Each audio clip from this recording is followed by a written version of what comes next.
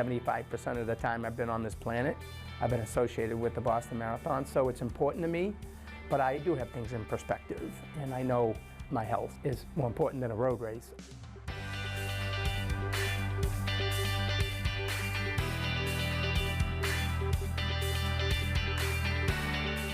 I committed to this, and there's 30,000 people depending on me and the entire team to produce a world-class quality event, and I can't be worried about me and take my eye off the ball.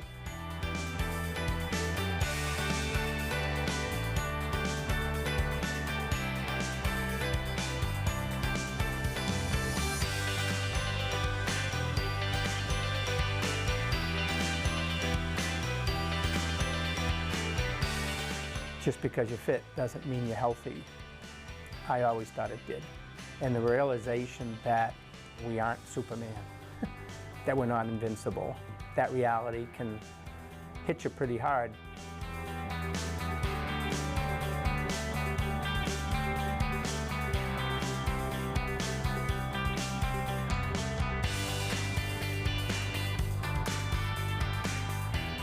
You know, there's this little jogathon race in Boston in April, and I've shuffled through it a few times, and I said, what do you think? He didn't say no, and he didn't say yes, but he did say, I would be extremely disappointed if you couldn't. You know, when I started this, I was in my 30s, and now I'm in my 60s, so it's certainly not getting any easier. But this time will definitely be different, because I'm gonna be more sensitive to how I feel than how fast I go. Whether it's get off your feet, eat properly, rest properly, I'm doing just the opposite on all of it. Not the best way to run 26.2 miles, but it's what I got. The whole day was very, very stressful with the thunderstorms in the morning and not knowing what we were going to do in terms of with the athletes, busting them out to the start, with the races be delayed, but it all turned out great.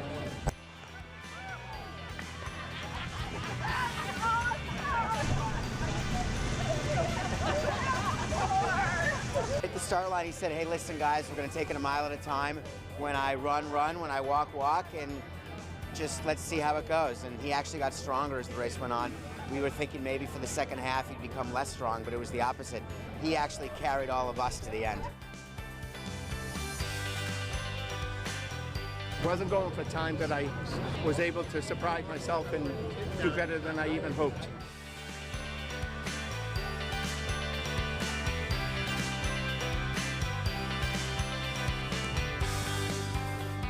If you feel something, do something. You have to act. You can't ignore. You can't think you're invincible, because it's really up to you to save yourself. Hello, everyone. This is Dave Mcgilvery. I'm the president and founder of DMSE Sports, and we're an event management business specializing in producing and managing mass participatory athletic events. We've been around for about 40 years now and have managed and consulted on over 1,400 events throughout the country and the world. Dave, it is a pleasure to meet you. Thank you. Same here. I appreciate being on the show. Oh, yay. Well, I always say it's not a show. It's a conversation. It's like, it's me. I started the pandemic. I started the podcast at the beginning of the pandemic.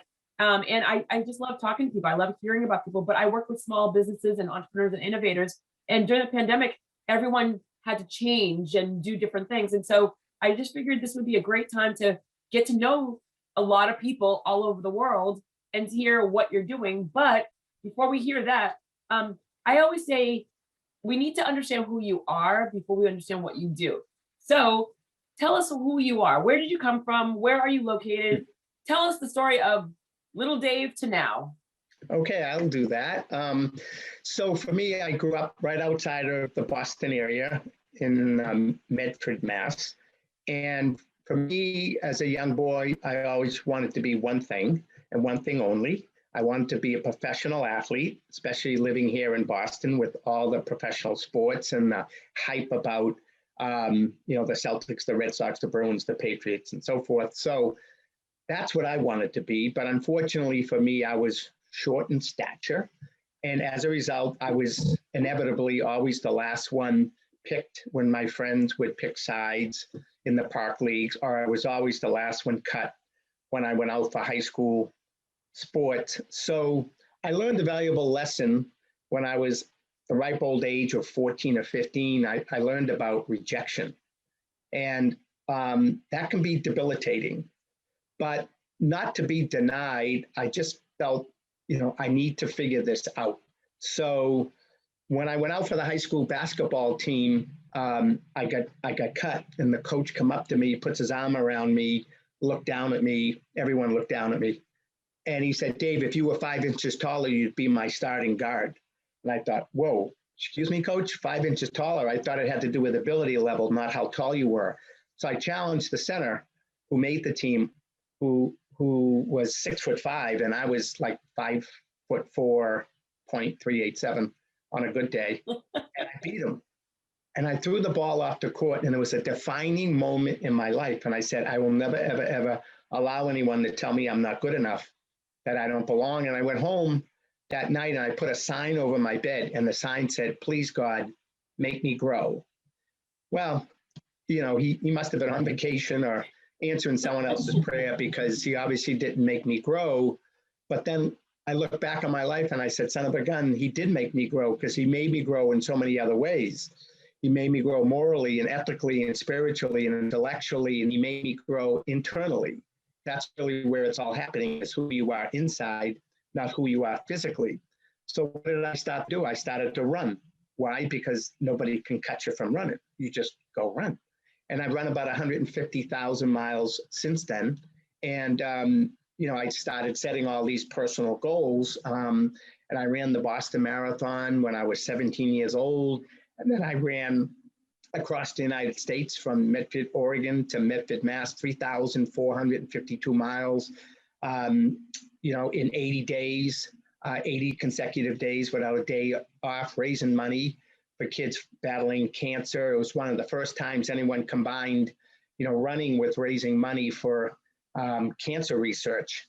So I did all these things. And then once I finished that run across the country, I decided to open up an athletic footwear and clothing store in my hometown. Then wait. I'm going to stop you for a second. All right, so you just gave me some good stuff already, which I'm like, I go nuggets of gold so early in a conversation. I love this. This is awesome. Let's just start with the sports. Yes, I'm in Massachusetts as well. We grew up. I don't know how old you are, but I'm 52 years old, and we grew up where our teams lost all the time. I mean, the Celtics won all the time. The Red Sox never won. Right. Yeah. So it was like a balance of, we're in a sports town, because people lose or win, people wore it. I mean, and it was like our heart and soul, because the schools were producing. I mean, we have over 215 universities, colleges, and trade schools. The schools were producing so many athletes all the time. The Boston Marathon, you can't look at the Boston Marathon without thinking, if they can do it, I can do it. I mean, like it's the individuals that are like, I know I have it in me, but then they back off and they're afraid. Mm-hmm. You had all these barriers against you. The coach said one thing, it could have gone the opposite way. You could have just quit. Who was it? I mean, because it couldn't have just been, or maybe it could have been, but what was it that happened? Because the coach said if you were a couple inches, you wrote the note, but what was that moment where like, enough is enough for you? Well, it was all internal. It wasn't like anyone inspired me or mentored me. I just had this burning desire. It was in my DNA to accomplish, to achieve. And when I was being rejected, I just said, all right, there's got to be another path. There's got to be another way. And that's why I was an okay runner. I ran to stay in shape, ironically, for all the other sports. But then the running became the sport for me. And again, I always wanted to play second base, for the Boston Red Sox in Fenway Park. And when I ran across the country, right prior to taking off, I was working in the John Hancock Tower in Boston and looked out the window and saw Fenway Park. And I saw a sign out in right field, and the sign said, "Help make a dream come true, support the Jimmy Fund." And so that's when I decided to combine philanthropy with my own personal goal. Yeah. And when I finished that run, I finished in Fenway Park in front of 32,000 people. And I knew on that day, August 29th, 1978, that's when I truly became the athlete I always dreamed of becoming.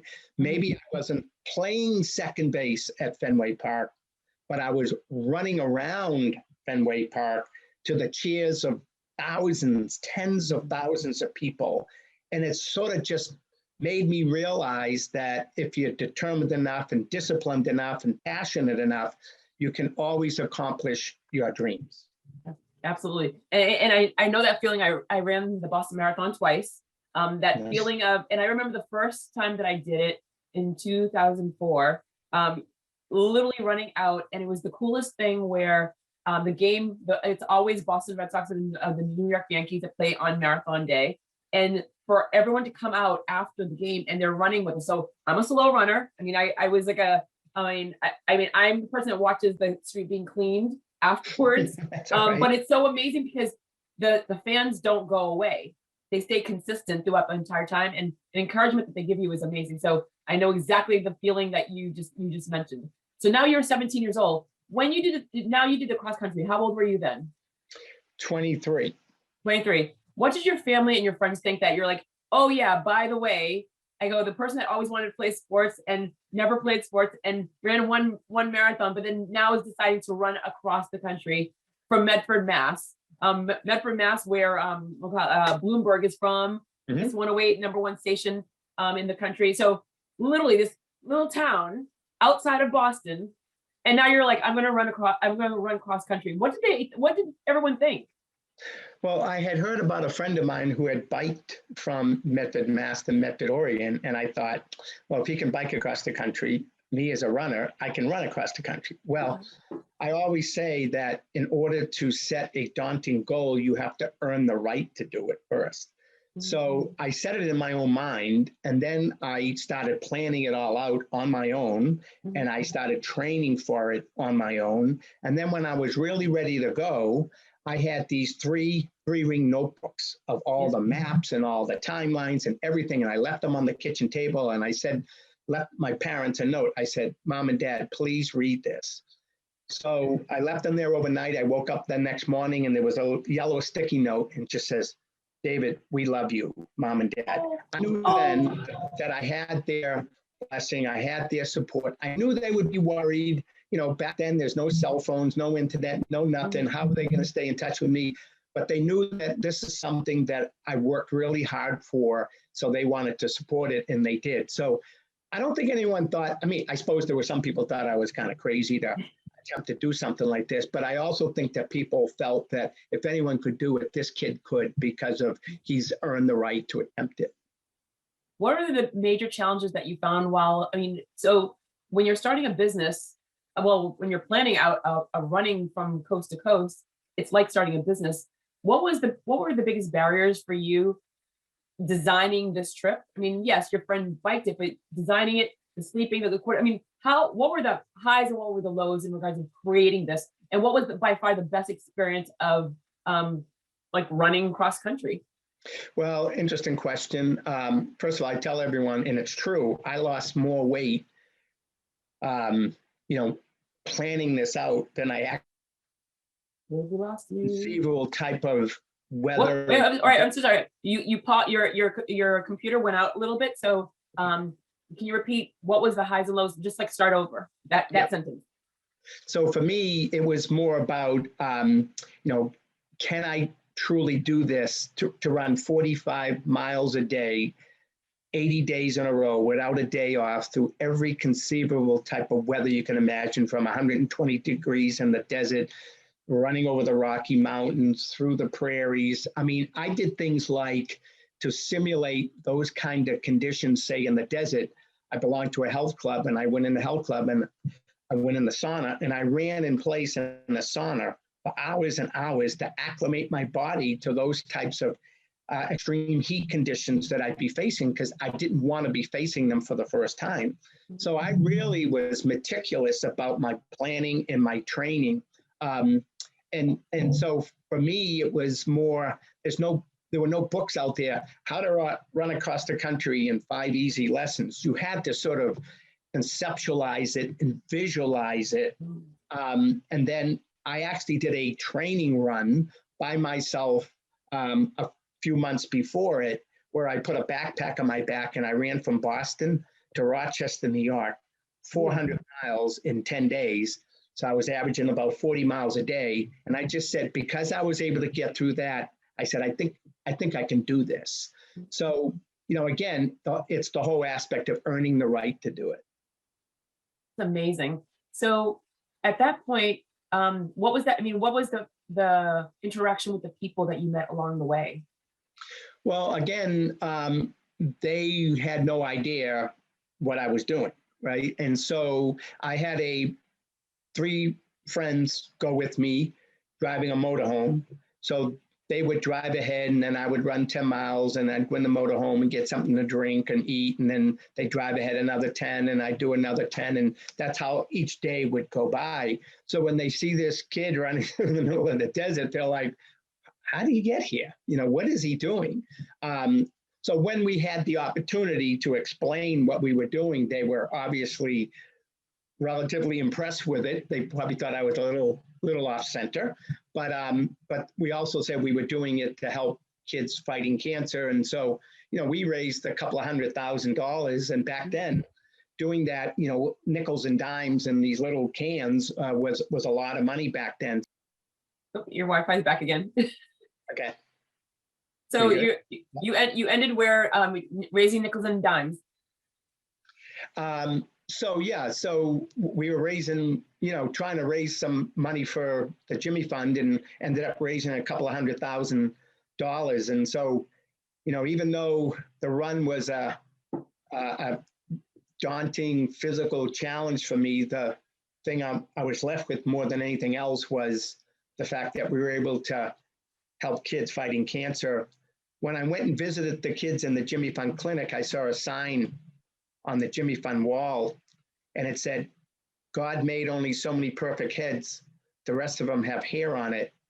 And it made me realize that these kids are, have courage and believe that they're going to get better. And we need to be there to help them and turning negatives into a positive. And whenever I felt like it was getting difficult for me out on the road, I think back to those kids saying, the battle that I'm fighting is in no way as difficult as the battle that they're fighting. And it just gave me additional strength to get through those difficult moments across America. That's amazing. That's absolutely amazing. How many marathons have you run in total? And the 2 questions. How many marathons have you run in total? And also, are you still friends with those guys that were with you when you were on the track across country? So as of today, I've run 161 marathons in total. I always say that's so crazy. That's so crazy. That just means I'm old. That's what it means. And I've run 48 consecutive Boston marathons. Wow. Yeah. As far as the guys, unfortunately, one has passed away since, but the other, there were actually 4 of them. The other 3 I remain in touch with. Yeah, for sure. Beautiful. I always love that. So I'm only running the elites. So I'm doing so I did Boston, I did Berlin. I got into Chicago last year, but I got postponed it. So I won't do it this year. I'll do it next year. But I want to try to do London and Chicago, because one spring, one fall. And then I'll have Tokyo left, right? Tokyo, New York. And then I want to do Greece, because Greece is just, it's the original. You gotta do Greece. Yeah. So I just, because the thing is, like, for me, I travel around the world. There's so many adventures out there that I want to do, and I don't want to just like lock into one. But once I heard about the elite ones, I'm like, oh, that's a challenge. And I love a good challenge. World Marathon Majors. So you're getting your 6 stars. Good for you. Yeah. Thank you. Thank you. And again, I'm the slowest runner, but I know mentally, I know I can finish any marathon. I did the Walk for Hunger walk for hunger 20 miles throughout my entire career. If I could do 20 walking, I know I could do 26.2 running. Yeah. It definitely does a toll on your body when you're not paying attention. But mentally, I always know I can do 26.2. Absolutely. Physically, yeah, well, the body does whatever the body does. I get it. So, all right. So now, I mean, where did you go to school? What was your degree in? So I went to, obviously, Method High School. I was valedictorian of my class, and I went on to Merrimack College in my current hometown of North Andover, and I was valedictorian then. So I was always driven to achieve. I got a degree in mathematics, but like I said, after I had run across the country, I was working for a benefit consulting firm in the Hancock Tower, and when I get done with my run, my boss said to me, "Oh, you got to get back to work tomorrow now. You've taken 3 months off." I said, "Well, I just ran across the continent. Maybe I could take a couple of days off to recover." And like 2 days later, I got a termination letter. And he fired me. And I'm like, I just ran across the country to raise money for sick kids and I got fired. But it was the best thing that ever happened to me because I was really going down a path that I wasn't really passionate about. So that's when I opened up an athletic footwear and clothing store in my hometown of Medford. And then I started putting on events to promote the store. And then I realized I like putting on events more than shoes on people's feet. And that's began my DMSE sports business of putting on mass participatory events. And it was funny because a lot of times when people asked me back then anyways, what I did for a living, I would almost mumble, I'm a race director. They're like, what? I'm a race director. Like, what the heck is a race director? Like, what do you do? Put a chalk mark in the road, yell go? Like, well, I guess that's sort of what I do. But now when people ask me, what do I do for a living? I say, I help raise the level of self-confidence and self-esteem of tens of thousands of people in America, because that's what we do. And when people say to me, what's the toughest part about running a marathon? So, well, to me, the toughest part about running a marathon is signing the application, right? Is making the commitment, having the courage and the guts to commit to it. Yeah. And then you have to do the work and earn the right. And then you toe the line, you answer the gun, you run the course, you cross the finish line, you get a medal, and magic happens. You go home feeling good about yourself. Yeah. And there's nothing more powerful in this world than to feel good about yourself, because it's the foundation by which we accomplish everything in our lives. So that's why I enjoy what I do so much, is because I'm giving people an opportunity to feel good about themselves. And thus I've directed over 1,400 events since I started. Is there anyone in your family that's an entrepreneur? Because you could have just gone on and got another job. Why did you go the route of owning your own business? And is there anyone else that's in your family that has inspired you to become an entrepreneur? Because as you know, being an entrepreneur is not easy. Being an innovator is not easy. There's so many different trials and tribulations. You're a mathematician by education, and now you're running a business. Who was there any guidance in your family, friends, etc.? And what were the pitfalls of starting your own business? Because when you started it, there wasn't Google, there wasn't the internet. So what were the major pitfalls in getting people engaged? So I'm asking you a lot of loaded questions. So what did your family, is there any background in regards of entrepreneurship? You started the company when there was nothing, no technology. And how did you get the buy-in of building a community? Sure. Well, as I stated, another defining moment happened in my life when I was fired. I got a degree in math. I was heading in that direction.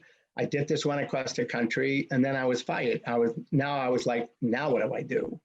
And I was just, family and friends just encouraged me to, because of the somewhat celebrity I gained by doing this one across the country, they thought it would be a good idea to open up my own athletic footwear clothing store. So I went for it, and I got a partner, and we together opened up the store. But then I also felt somewhat anchored to it, having a retail business like that. And even though I enjoyed having customers come in and talk and try on running shoes and all that, I still felt like I had to be in that one place 8-10 hours a day, 6 days a week, whatever it might be. But that's when I decided to put on some events to promote the store. And I said, I like this other thing much better. And so I started morphing in that direction. At the same time, I got offered a job working for a running shoe company, Saucony running shoes. And I thought, how can I pass up this opportunity? So I owned a running store.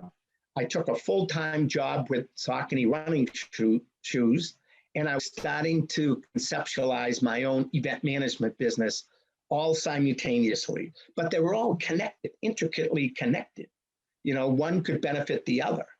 And so then it got to the point where I said, you know, I really want to truly open up my event management business, but I know that it cannot afford to pay me a salary because it's going to take a while until I build it up. So I always talk about dealing from a position of strength.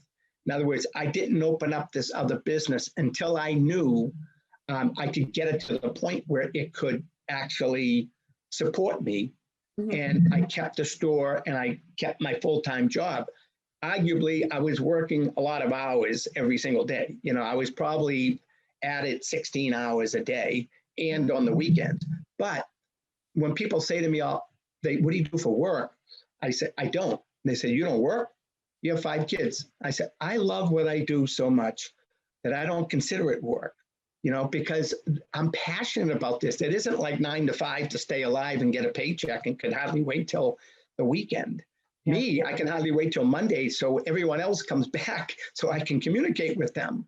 So I'm very, very fortunate. And I've always believed that, you know, if you work 8 hours a day, that's a third of the day. If you live to 90, you just work 30 full years of your life. Wouldn't it be good? And that you did something that you love to do versus something that you just did because it was a paycheck. So I'm always trying to drive people towards, you know, doing what they love to do, what they're passionate about, because, you know, it's a big chunk of their life. And the last thing you want to do is squander it just for a paycheck. Love the answer. I just love that answer. So fabulous. What do you do now? And like March 2020, pandemic happens. You are in the events business.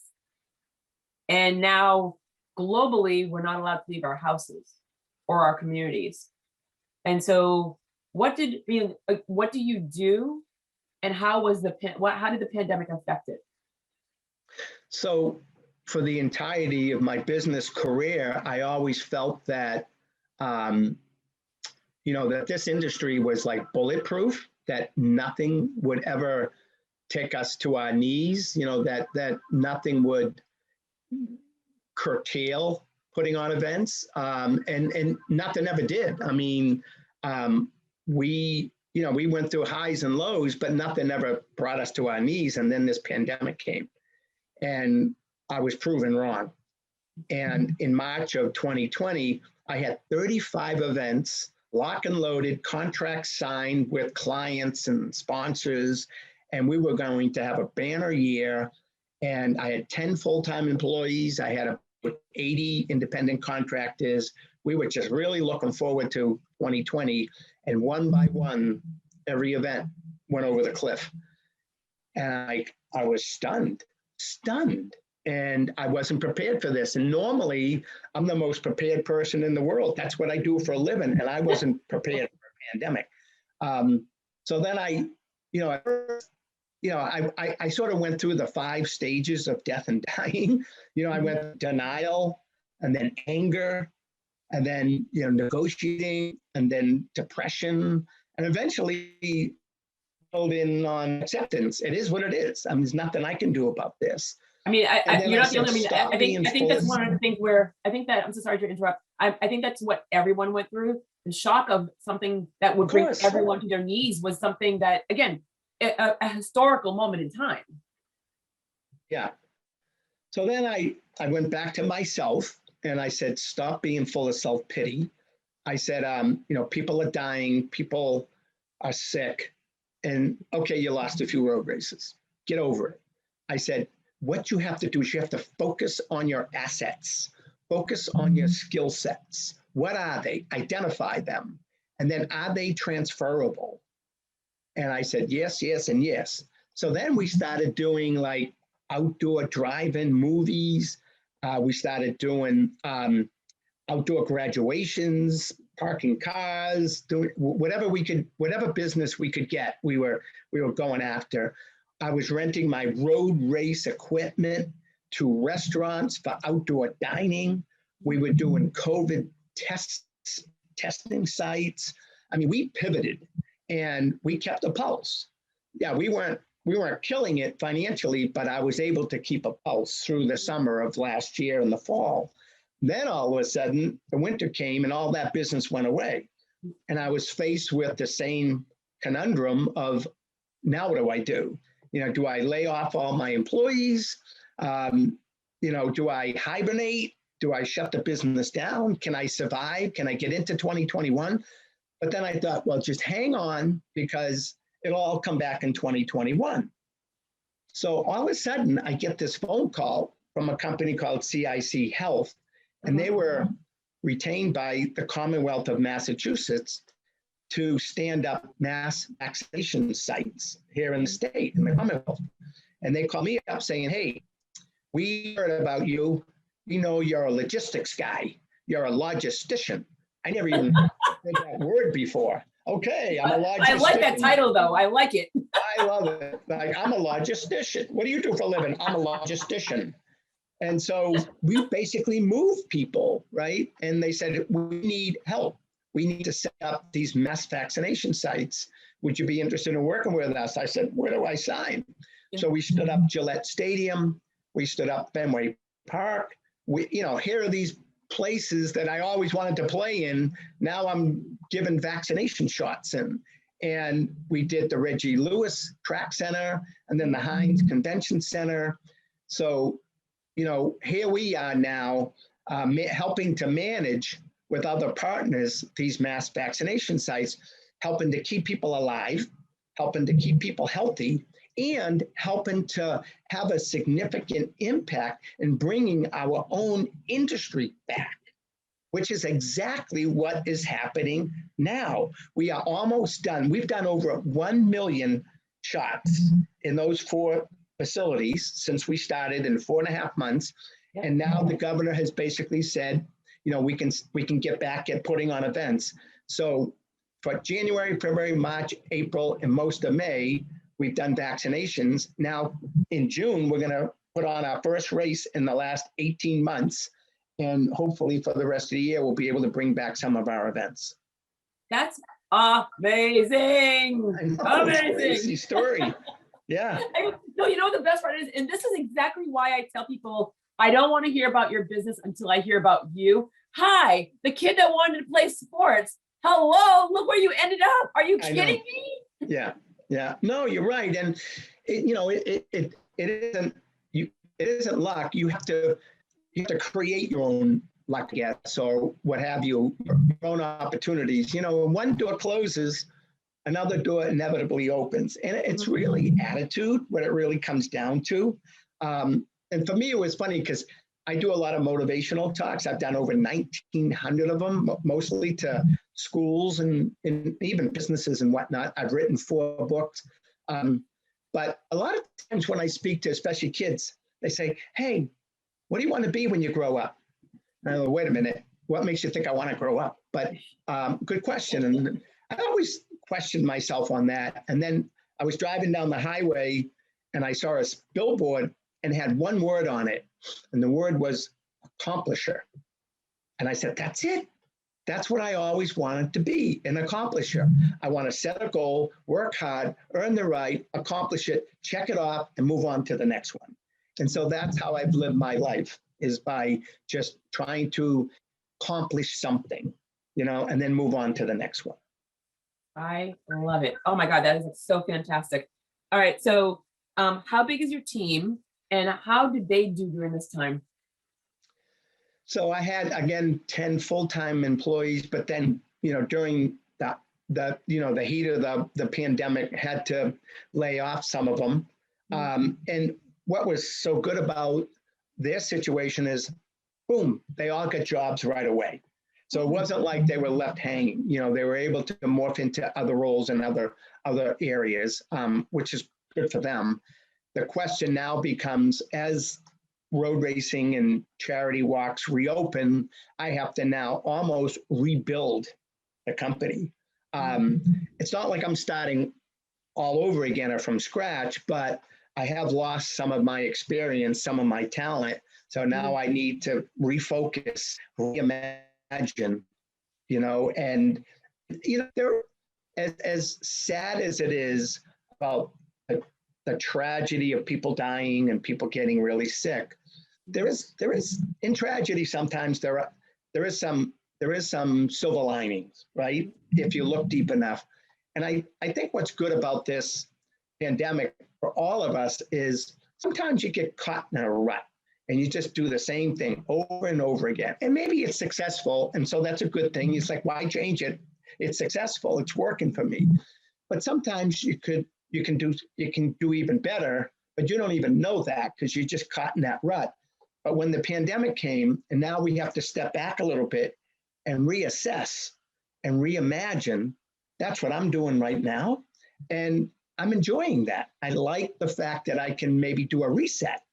And some of the things that we were doing, maybe I don't have to do those anymore. And some of the things I never thought about doing, I can consider those now. So it's a little bit of a refreshing time to be able to kind of rebuild. So I'm looking forward to the next like 12 months to see what I can make out of this. Well, speaking of that, is like we're now looking at people are happier that they can take their mask off. Although the individuals that are happier that they're taking off their mask, you could see their body language is still hesitant about having someone so close to them. Road races, events are known to have wall-to-wall people. Where do you see the industry going for not just running, but for overall all events that have large capacities of people? We're talking about how a lot of different sports events are happening. And although the players are used to having a small group, as the crowds come back in, all it takes is that one person just flinch or the anger starts. How are we, what does it look like? I mean, how fast do you think it's going to roll out wherever it's going to be at 100% capacity? Not because the government said it's okay to go 100%, but because the people say, I'm okay with being at 100%. And also, where do you think the future of keeping people safe? Because it's not about safety in regards of, a crime being committed, but more so safety as in regards to health for your constituents, for your people. Because every big event now knows their humans are the driving forces of them succeeding. So where do we go in the next, what happens this year, your prediction, but also what happens in the next couple of years? Well, first of all, I think there's a lot of moving parts, right? So you have the participants in events. You have governmental officials saying what you can or can't do.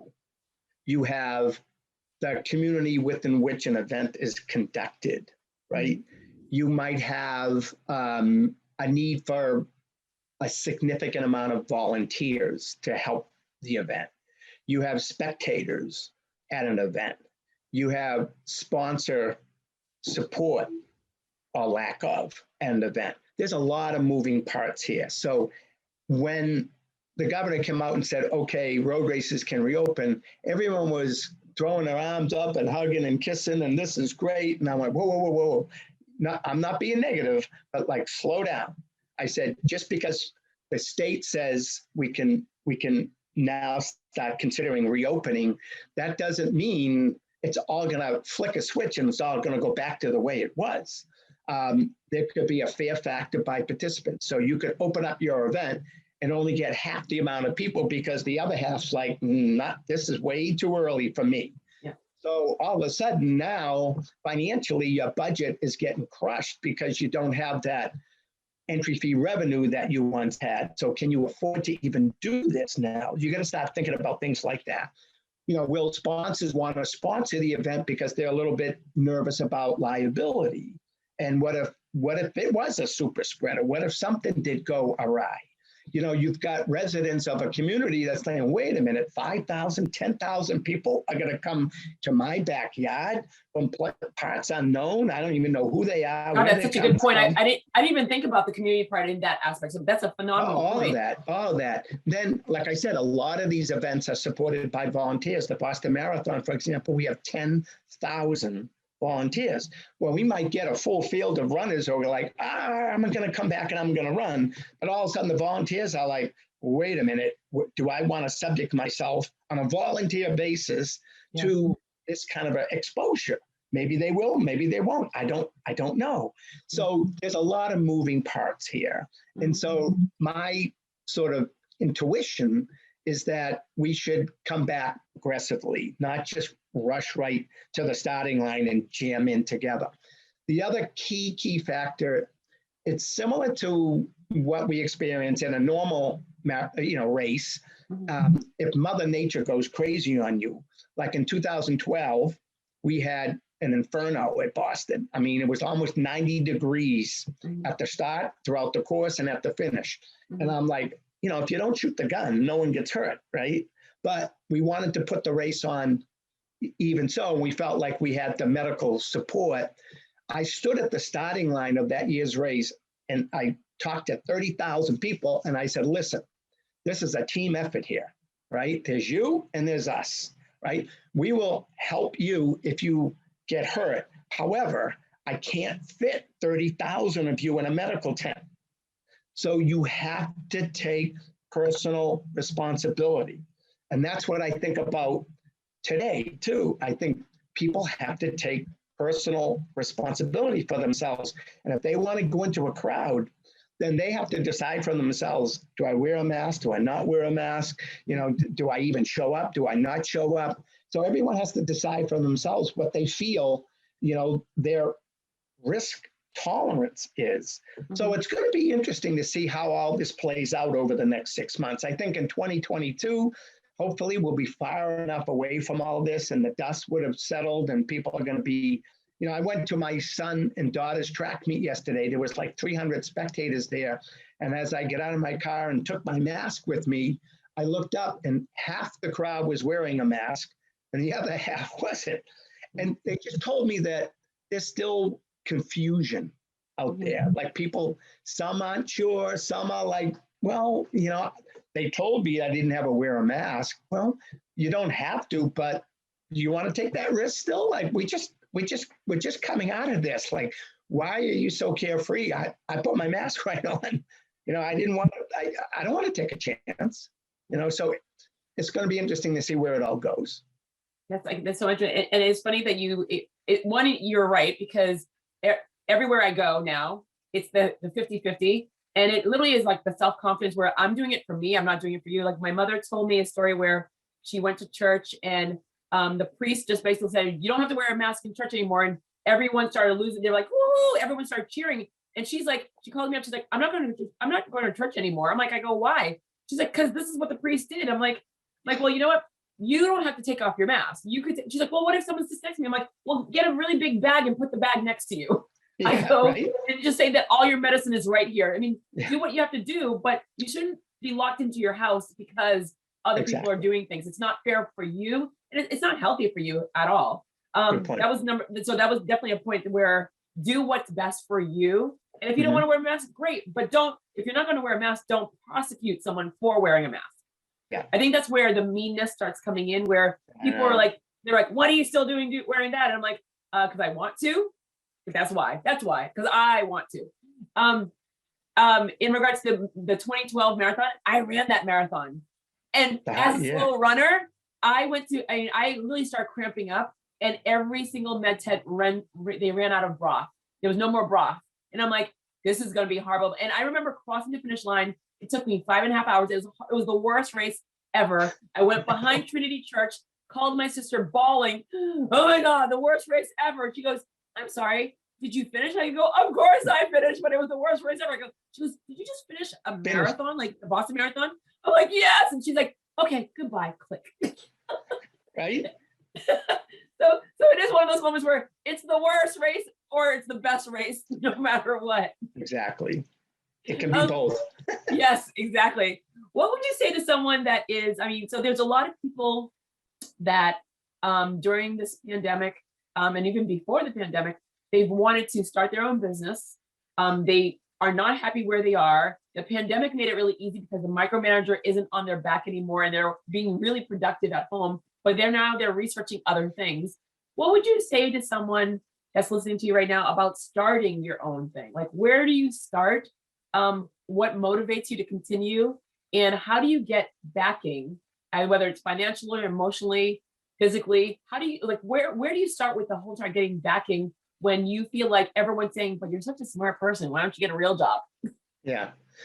Well, I think the first thing is you have to be smart about it, right? You can't be reckless because it'll all come apart at the seams. My theory about entrepreneurship is that I thrive on that. I'm passionate about it, and I try to encourage people to think outside the box, to have a little guts, and to hone in on, again, their skill sets and their passions. When you think about working for a company or working for someone else, you're giving your blood, sweat, and tears. Nothing wrong with this, but this is what you're doing so that someone else can make a lot of money. And for me, I like the concept of the more I personally invest in working, if you want to call it working, the more I'm going to benefit, the more money I'm going to make.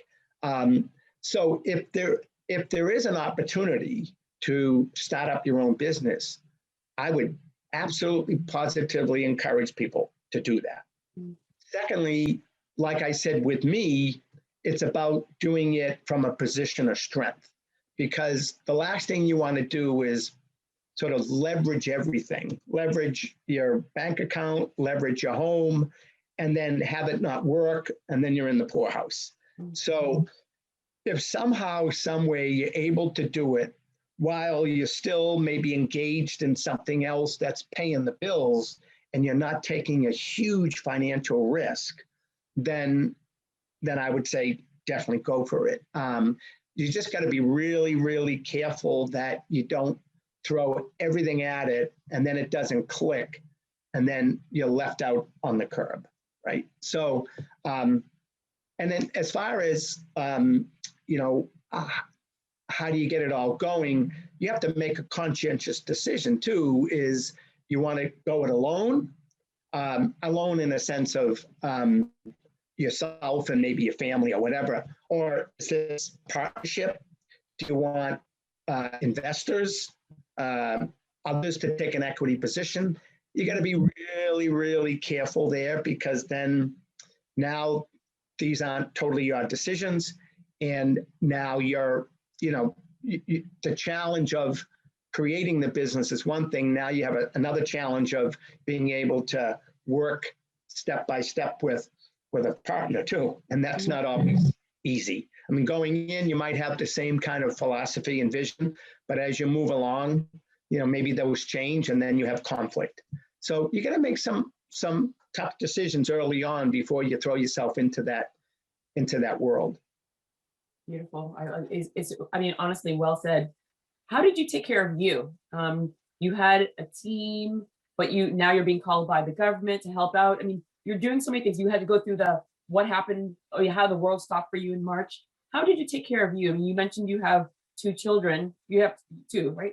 I actually have 5. Yes. 5. Yeah, 5 all at home. Yeah, where'd I have time, right? 2 of them are older and 3 are younger at home. 2 of them are living up. One's married and one lives in LA. So how did you take care of you, knowing you have a business that you've been running for quite some time? You have multiple children, and even with the older ones, balancing like their emotional state as well. So how did you take care of you to be able to take care of them? Great question. A lot of times, years ago when I would go out for a run, I'd come home and think it was a little bit selfish that I'd go out and be taking care of me. And now when I do that, I feel it's unselfish, because truly in this world, the most important person has to be you. You have to treat yourself as the most important person, because if you don't, then you're going to find yourself in a situation where you're going to be burdening other people. Maybe that's not the right word, to take care of you because you didn't. And two is, if you take care of yourself, you put yourself in a position where you're able to help other people and give back, right? So for me, long story short, I've done all this running. I've done, ran across the country twice, ran up the East Coast of America once, did the Ironman triathlon in Hawaii 9 times. I did the World Marathon Challenge, which is running 7 marathons in 7 days. You're just showing off now, Dave. You're just showing off. I'm getting to a point that, and so I'm thinking I'm invincible, right? That nothing can bring me down. And then all of a sudden, again, long story short, I found out that I had severe coronary artery disease. Wow. And when I got diagnosed, I turned to the doctor and I said, I have one question to ask you. And he said, what? I said, is this reversible? He said, it depends. I said, depends on what? He said, depends on the person. I said, well, you're looking at him. He said, you and with your discipline, I think you can have an impact on your own coronary artery disease. I said, well, sign me up. Well, I changed everything in my life. And I said to the doctor at the time, I go, zip it up. He said, what? I said, don't tell anyone that I'm ill. He said, why? I said, because it's a ding in my armor. I don't want anyone to know that I'm sick. I mean, I'm supposed to be this picture of a guy who's supposed to be fit. And, and I learned at the age of 60 that just because you're fit doesn't mean you're healthy. Yeah. And I always thought it did. What I was doing is I really wasn't, even though I was fit, I wasn't taking care of myself.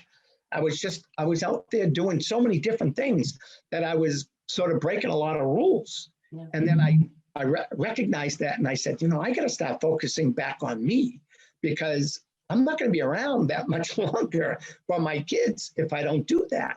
And that's why I changed everything. And, but eventually, even though I reversed my own coronary artery disease by making certain changes by over 40%, because it was more genetics than it was, self-inflicted, it came back. And then I ended up having open heart triple bypass surgery 2 years ago. And right before the surgery, I turned to my heart surgeon and I said, I have one question to ask you. And he said, what? I said, there's this little race in Boston in 6 months. I've run it 47 years in a row. So if we have this surgery, what do you think? He gave me the best possible answer. He didn't say, no, I don't think you can run it, or yes, I think you can. He said, I'd be extremely disappointed if you couldn't do it. Oh, I was like, whoa. And it gave me that word that we all need in our life, especially today. It gave me hope. I said, all right, let's go ahead with the surgery. So I had open heart triple bypass surgery, and 6 months later,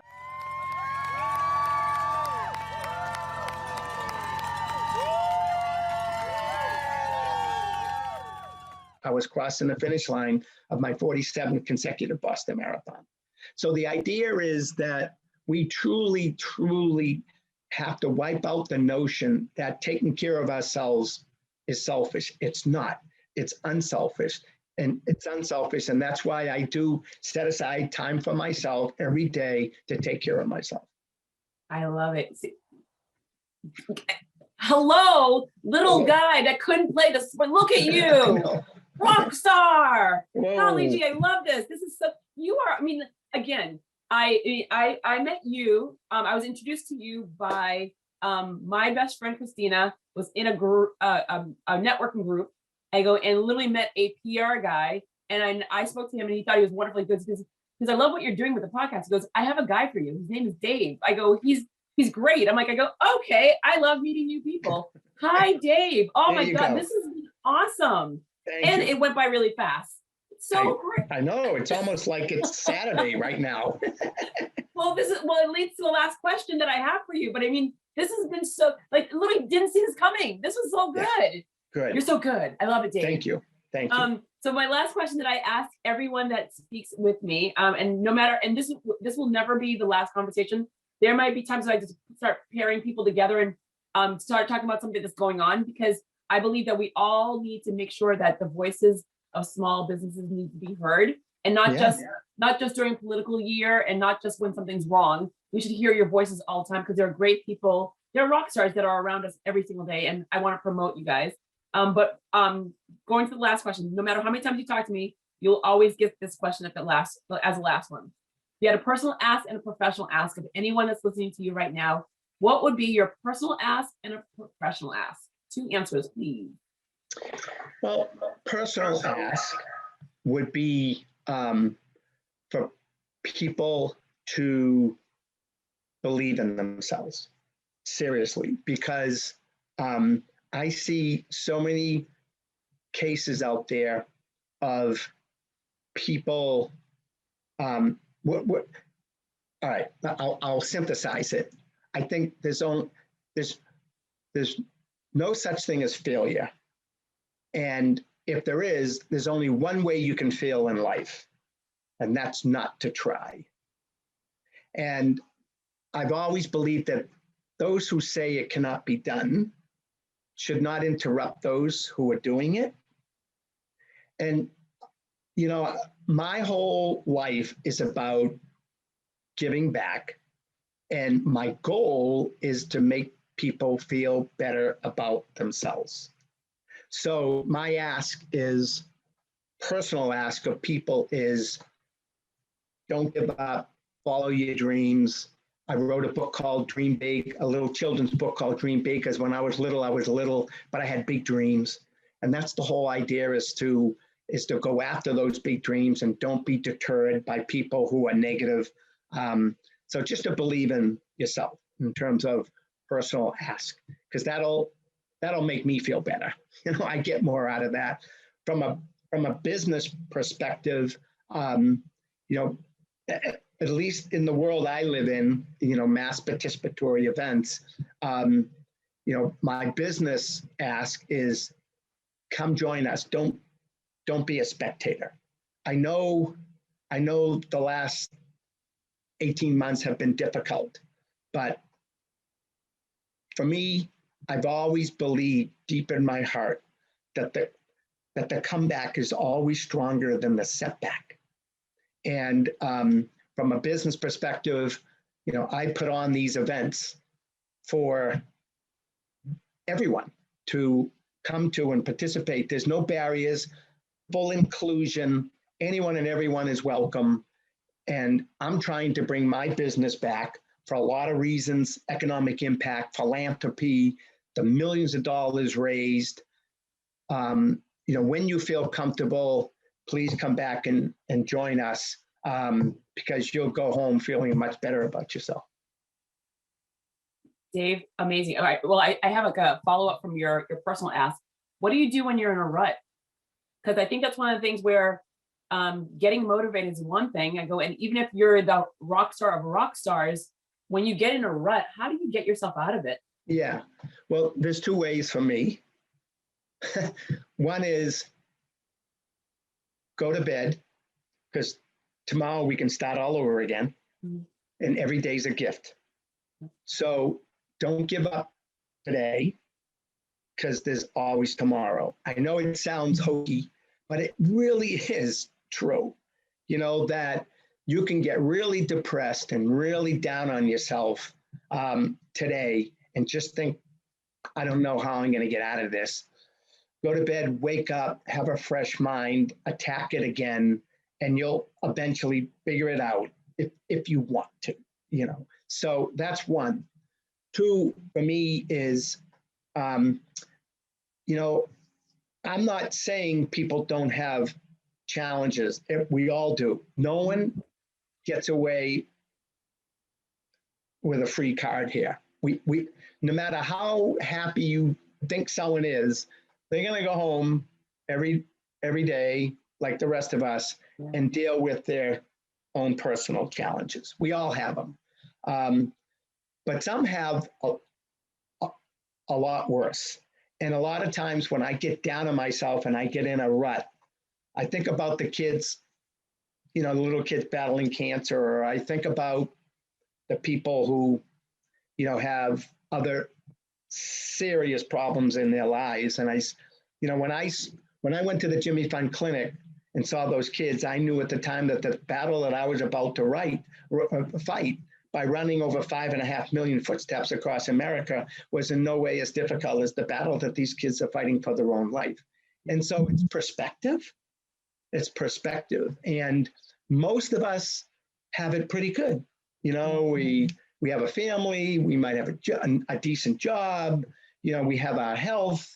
And yeah, okay, something went wrong today. Something really got you right in the gut.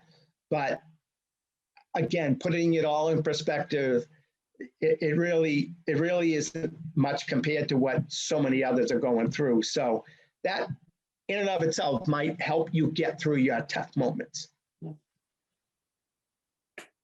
That's all I'm going to do. I'm just going to clap. Just going to clap. Right. Do a round of applause. I'm going to say, great job, Dave. It was an absolute pleasure talking to you and getting to know who you are. I mean, this was like so wonderful. And again, as I said, this will not be the last time, because you gave so many great nuggets right at the beginning. Oh my God, you were a rock star right from the start, and you just kept on going. So cool. Thank you, Dave from Medford, Mass. Medford. Okay.